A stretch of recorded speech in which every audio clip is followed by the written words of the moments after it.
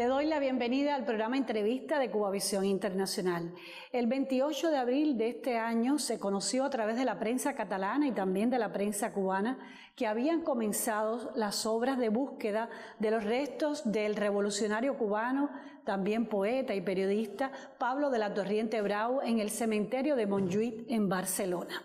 Hoy vamos a conversar con Víctor Casals, a quien doy la bienvenida. Gracias por estar con nosotros. Gracias a ti, Esther.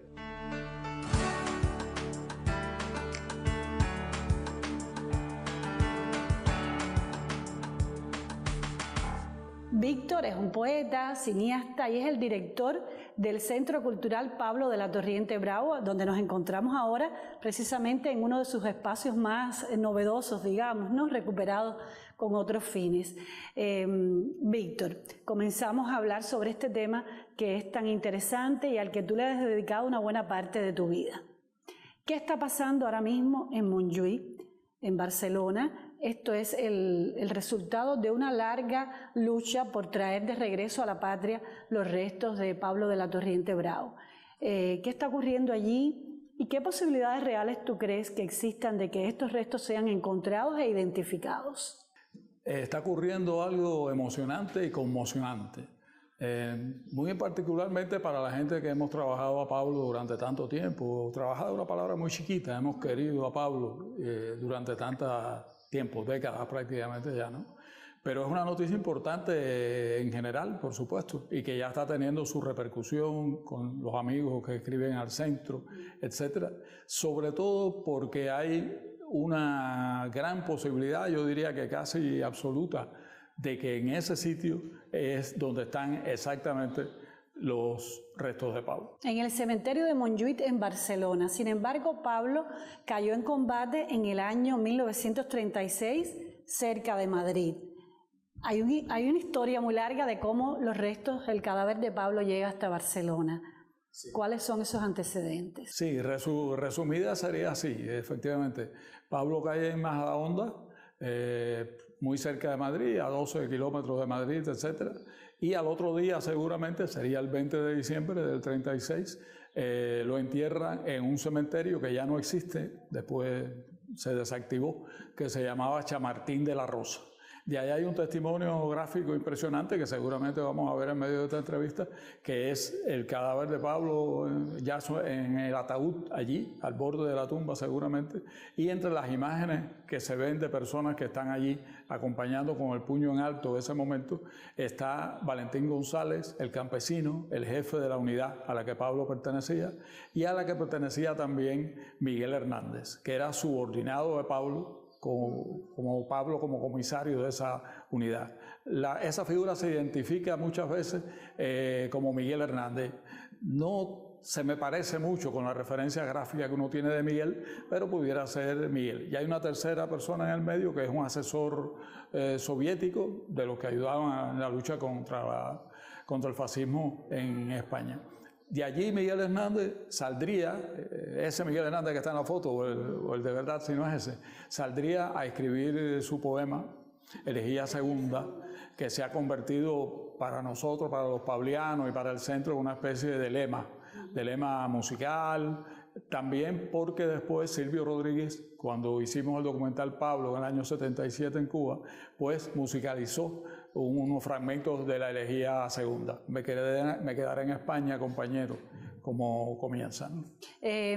Víctor, en el año 2018 es que finalmente se firma, digamos, de manera oficial esta voluntad de Cuba y España, sobre todo de Cataluña y Cuba, de hacer esta búsqueda en pos de encontrar los restos de Pablo. Pero los antecedentes de ese empeño recorren la historia cubana desde los años 50 hasta este instante e involucran a las hermanas de Pablo de la Torriente, pero también al canciller cubano Raúl Roa. Cuéntame un poco de esos antecedentes, de esos empeños tan fuertes de lograr este objetivo. Cómo no, cómo no. Por eso aumenta incluso nuestra alegría de que se estén llegando al momento en que muy probablemente los restos se encuentren y se traigan a Cuba, ¿no? Porque fue un sueño de décadas, como tú dices, de la gente muy cercana a Pablo, lo que tú mencionaste. Sus 4 hermanas que después vivirían trabajando por la memoria de Pablo desde su casa y de ahí salen muchos elementos que después pudimos incorporar a las obras sobre Pablo, como el documental Pablo, mi libro también de testimonio, y la otra persona, su hermano entrañable, Raúl Roa. Roa, en el momento en que fue nombrado canciller de Cuba, y ya sería en unos pocos meses canciller de la dignidad, desde ese mismo momento hizo las primeras gestiones para empezar a tratar de lograr en aquella España, que no es la de hoy, el regreso, encontrar y el regreso de los restos de Pablo. Es decir, fue una batalla sostenida por décadas por Roa, y cuando nosotros nos incorporamos a ella, cuando se creó el Centro Pablo y participamos en las comisiones que han tenido que ver con este trabajo, junto al MINREX, junto a las hermanas de Pablo que aún vivían, como Ruth, en ese momento precisamente hicimos, y lo volvemos a reiterar aquí, un homenaje necesariamente hermoso y otra vez conmocionante a Roa y a las hermanas de Pablo. Hay un testimonio fundamental de un trabajador del cementerio de Barcelona, que es el que dice en más de una ocasión a lo largo de décadas que él vio, que él presenció cómo llegó el cuerpo de Pablo a este lugar y cómo fue trasladado de un nicho a otro sitio, que es donde hoy se está realizando la búsqueda. ¿Es así? Sí, ese hecho le da a esta historia, además de toda su connotación hermosísima, ¿no? Histórica, amorosa también con Pablo, este matiz prácticamente cinematográfico. Claro. Cuando yo decía ahorita que es muy probable, yo creo que casi seguro que los restos estén ahí, es porque esa pista que finalmente se siguió fue la que Zoe de la Torriente Bravo nos contó cuando estábamos haciendo la película y el documental, y es la que lleva al lugar exacto donde están excavando en este momento. Zoe fue al cementerio en el año 50 y tanto, todavía en vida de Franco, y llegó hasta el nicho donde Pablo había sido llevado, después de exhumarlo de Chamartín de la Rosa para ese lugar, en junio del 37. Entonces Zoe llegó allí, siguiendo la pista de Pablo, por supuesto, y comentó allí en ese nicho, porque ella tenía el número y todo, en ese nicho estuvo mi hermano. Y salió un señor que estaba allí y se le acercó, que era el sepulturero de allí, un hombre ya mayor en ese momento, y le dijo, sí, es cierto, yo lo enterré, junto con otros 11 republicanos, que al final de la guerra, en el 39, pues naturalmente sacaron todos esos restos de ahí porque eran republicanos y porque tampoco se podía llevar el nicho como contratarlo, etc., ¿no? Y entonces le dijo eso a Zoe, y desde ese mismo lugar, Zoe me lo contó ahí en su casa, señaló con el brazo y dijo, yo lo enterré allí. Yo estuve años después en el lugar y reconstruí eso para mí, y el lugar donde podía hacer ese señalamiento del sepulturero, el único testimonio cabal que hay de eso, era en lo que uno veía alrededor, pocos metros así del lugar del nicho. Y ahí es donde yo veo por las fotos hoy, desde aquí, desde La Habana, por internet y todas esas cosas, que ahí es donde están las excavadoras. Por eso digo que es muy probable, yo creo que casi seguro, porque no tendría sentido haberlo exhumado otra vez, que ahí es donde están.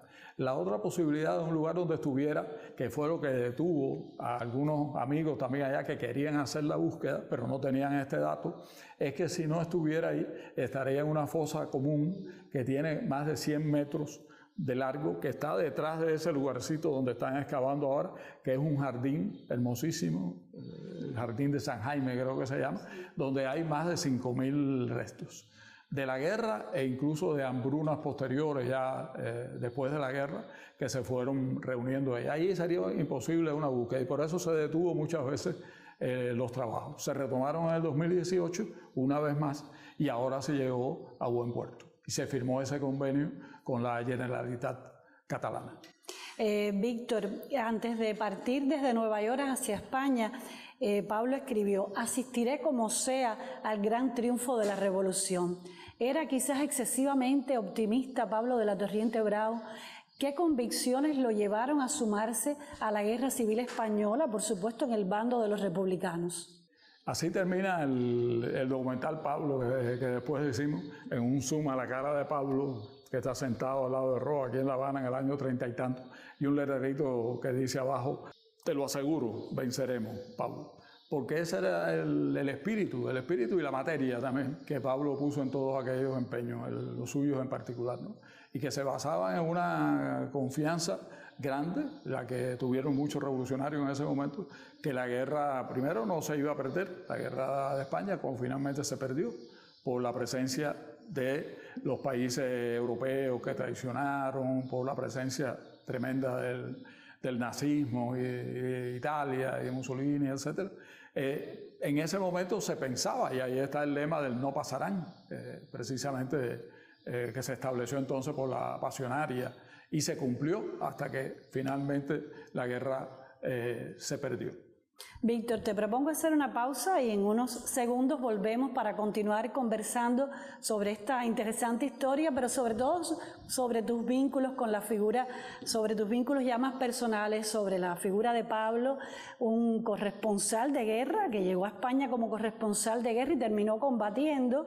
También fue comisario político, comisario cultural y que también tiene una historia cubana muy rica en los años 30. Así que quédese con nosotros, enseguida volvemos.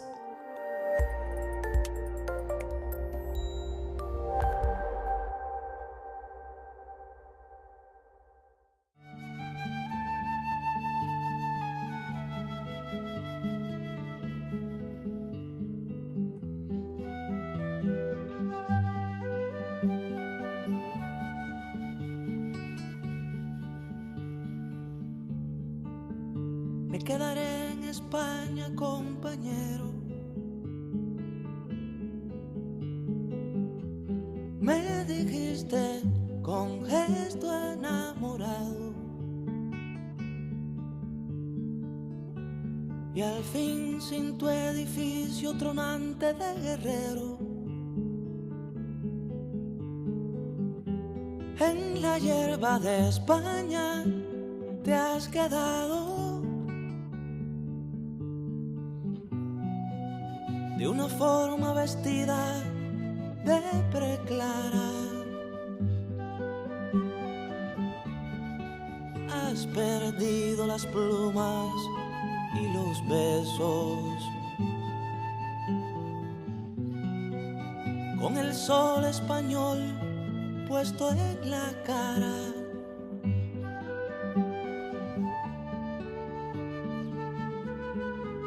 y el de Cuba en los huesos. Ante Pablo los días se abstienen ya y no andan. No temáis que se extinga su sangre sin objeto, porque este es de los muertos que crecen y se agrandan. Aunque el tiempo devaste su gigante esqueleto.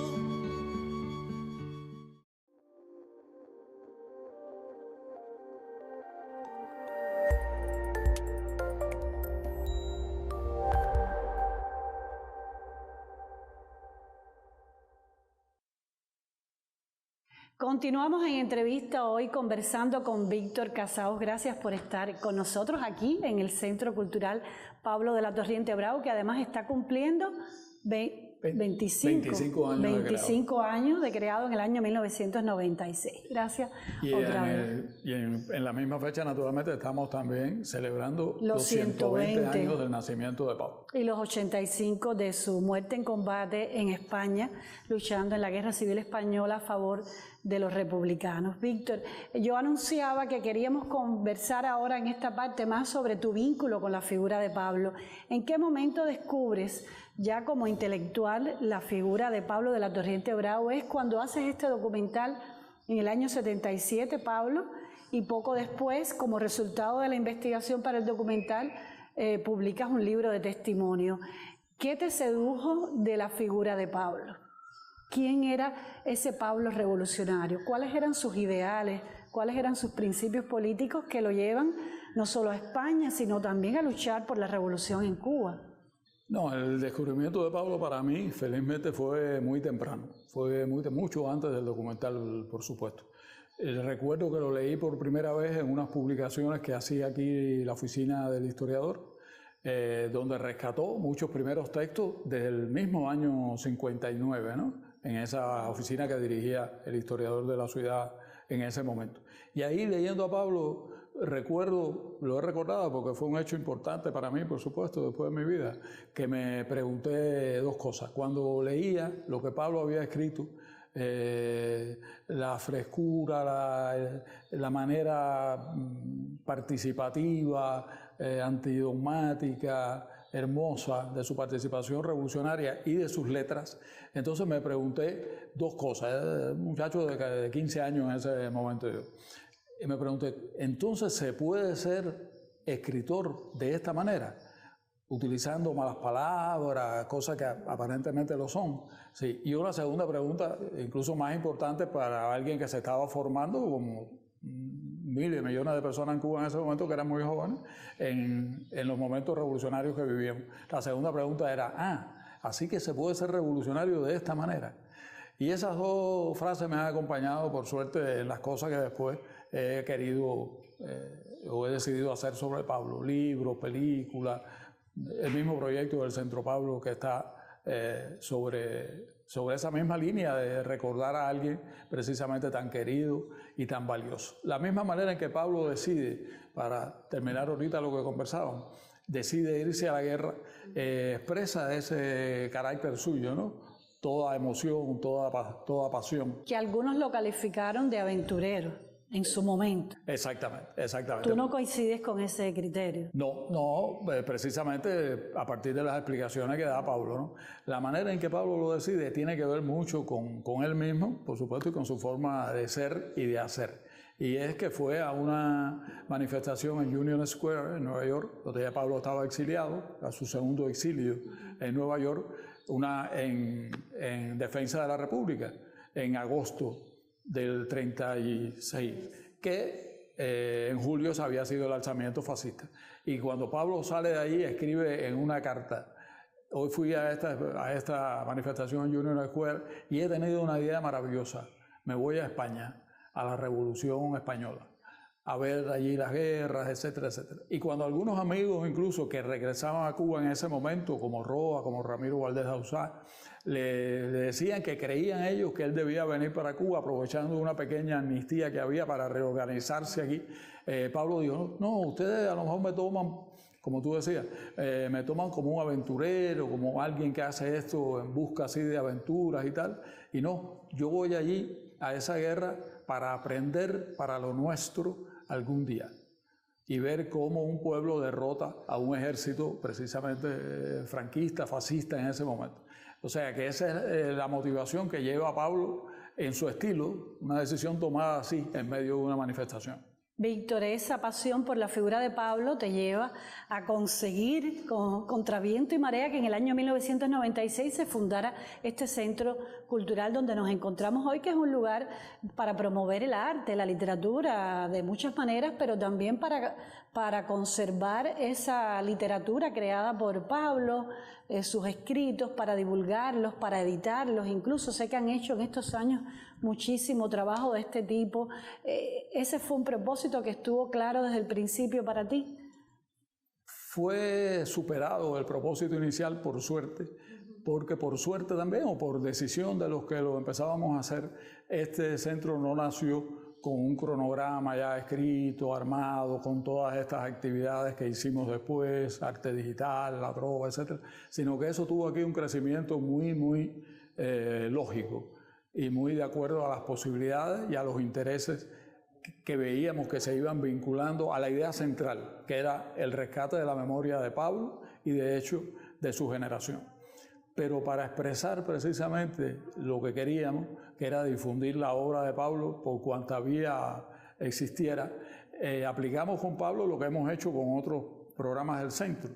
Y así Pablo está presente, con más razones, por supuesto, que los otros temas en los que también hemos trabajado, está presente en nuestra editorial Ediciones La Memoria, que ha publicado 12 tomos de sus obras completas en la colección Palabras de Pablo. ¿Queda algo inédito o no? Quedan materiales para hacer algunos tomos de miscelánea, como se ha hecho con las obras de Martí y con otras recopilaciones, pero ya libros como tales, ya está todo publicado y reeditado incluso también. Ahí está la editorial. Entonces, desde la música también, por supuesto, lo recordábamos y queríamos recordarlo. Hicimos un concurso que se llama Una canción para Pablo, entre los jóvenes trovadores y trovadoras sobre todo, y está ahí el disco y los ganadores también han sido promovidos y conocidos. Y en ese tema de la música ya teníamos el antecedente de que Silvio musicalizó la elegía segunda de Miguel Hernández y se convirtió, de hecho, a través del documental mío de Pablo, en una especie de lema musical de Pablo y de Miguel y de la guerra. También llegamos a Pablo a través de estos diferentes caminos de comunicación desde el centro, a través de los artistas plásticos. Hicimos una primera exposición dedicada a Pablo, que se hizo una carpeta muy hermosa que ahora estamos volviendo a difundir con este tema del 25 aniversario, donde más de 20 artistas de diferentes generaciones pues rinden homenaje a Pablo de las artes plásticas. Lo hicimos del arte digital, por supuesto, que era uno de nuestros programas también, y también a través del documental. Además de mi documental Pablo, que es de Vicay. Se han hecho otros. Aquí se hicieron varios de ellos. Lourdes Prieto hizo, por ejemplo, su documental sobre Pablo muy hermoso, y uno incluso con Ruth, también la hermana de Pablo, que se llama Conversando con Ruth. Por todas esas vías quisimos precisamente mostrar la riqueza de la vida y del pensamiento de Pablo. La figura de Miguel Hernández está muy vinculada también al centro del poeta Miguel Hernández y también a Pablo, y esa elegía segunda que tú mencionabas donde él dice, citando a su vez a Pablo, donde Miguel dice, citando a Pablo, me quedaré en España, compañero, me dijiste con gesto enamorado, y al final, sin tu edificio tronante de guerrero, en la hierba de España te has quedado. Sin embargo, ahora existe la posibilidad de que los restos de Pablo regresen a Cuba. ¿No hay quizás una paradoja en eso? Y en caso de que finalmente, ojalá regresen, ¿sabes si existe alguna idea de que dónde se colocarán o si existía alguna voluntad de él o de las hermanas de qué hacer con sus restos en Cuba? ¿Dónde estarían? ¿Dónde se les rendiría ese tributo? Sí, sobre ese tema me alegra muchísimo que podamos conversar y que nos deje esa oportunidad, porque yo tengo un mandato desde los años 80 de ROA, cuando en estos trabajos que hicimos con la película, con el libro, con las miles de cosas en que él colaboró en este trabajo inicial mío de investigar a Pablo, un día le pregunté, y si se recuperan los restos, maestro, ¿dónde usted cree que debieran estar? Entonces me dijo con esos gestos de la mano que él tenía y me dijo, en un sitio libre, en medio de la naturaleza. Pablo no es un hombre de mausoleos, no es un hombre de estatuas de granito. Así yo, como lo veo, es que llegue y esté en un lugar donde no sea un lugar lejano para las personas, sino que las personas vayan allí a realizarse con la naturaleza, con la vida, en definitiva con la revolución que ya triunfó después de todas las luchas de Pablo. Y ese mandato yo lo quiero comunicar ahora y decirlo también cuando se llegue a este momento, porque me parecería muy distinto a lo que Pablo era y fue y soñó y pensó. No, que esté en un lugar que no tenga estas características, en contacto con la vida, en contacto con la gente, para que la gente le pueda expresar precisamente el cariño que se le tiene en este pueblo. Yo creo que además le debemos una película de ficción a Pablo y a la generación del 30, ¿no? Víctor, bueno, casi se nos acaba el tiempo, pero quería en este último minuto que me dijeras qué le puede decir la vida, la trayectoria, el pensamiento de Pablo de la Torriente Bravo, un joven eterno, porque murió siendo muy joven, a la Cuba actual y a los conflictos de la Cuba actual. Sí. Yo creo, y en el centro creemos, por supuesto, que le puede decir mucho y le está diciendo mucho. En la medida precisamente que Pablo ha llegado a un sector muy amplio de personas con estos programas, con sus libros, con los documentales, con la música, con la canción, en la medida en que ha llegado, pues naturalmente hay una comprensión mayor de ese legado, ¿no? Que nunca puede ser, en el caso de Pablo, un legado frío, muerto, que ya terminó, que ya se cerró. sino que está precisamente activo entre todos nosotros. Yo recuerdo siempre una anécdota de uno de los trovadores que participó en aquel concurso, Una canción para Pablo, que después que pasó el concurso, él ganó uno de los premios ahí, me dijo, tú sabes que lo que más le agradezco al centro no es haber ganado el premio, lo cual me gusta mucho y eso, sino que gracias a esto yo me leí a Pablo y ahora sé precisamente quién es. Yo creo que eso le ha pasado a muchos jóvenes, a muchos artistas jóvenes también, que hicieron arte digital, etcétera, y es una manera de llegar. Sobre todo ese espíritu revolucionario, iconoclasta, transgresor, en el sentido verdadero de la palabra, no en los sentidos estos que hoy a veces uno escucha en las redes y en otros lugares, sino radicalmente transgresor a favor de la revolución, a favor de la imaginación, que es otra forma de la revolución. Y por eso hemos divulgado mucho, y yo lo he citado muchas veces, un texto de Pablo, una de sus cartas de 1936, a Roa precisamente, que ya estaba en Cuba, y le dice, mis cartas son las actas oficiales de mi pensamiento. Por eso no me preocupa para nada manifestarme u opinar en política. En política, el que no participa es el que no lucha. Esa necesidad de riesgo que existe en la vida y en la sociedad, y etcétera, es una de las enseñanzas mayores que yo creo que Pablo en este momento nos está dando a todos. Bueno, Víctor, muchas gracias por haber compartido con nosotros y con Cubavisión Internacional tus vivencias y tu conocimiento de la figura de Pablo de la Torriente Bravo, un escritor, periodista, un combatiente revolucionario que es una figura tan importante para la historia cubana. Gracias por haber estado con nosotros. A ustedes, bueno, quédese con la señal de Cubavisión Internacional, siempre es una nueva invitación. Nos vemos.